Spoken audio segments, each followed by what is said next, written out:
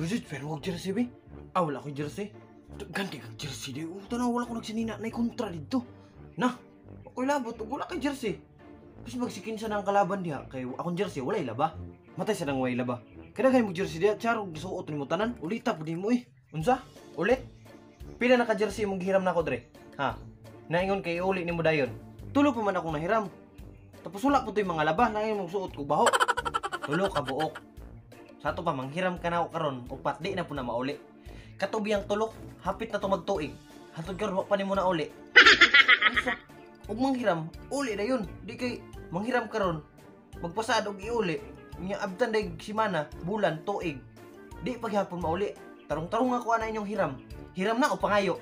Kaya matay dugay naman kay akong jersey sa inyo. Wa naman to plano iuli ninyo. Unsa manghiram og jersey karon tapos karon magsaad mo nga iuli unya. Kundi mauli unya ugma, kundi dili mauli ugma sunod adlaw, kundi mauli sunod adlaw sunod semana, kundi mauli sunod semana bulan, kundi mo sunod bulan, di ron tuig na lang hantod mainyo na. Los uli mo. Maluma mo basketball player, wa kayo mga jersey.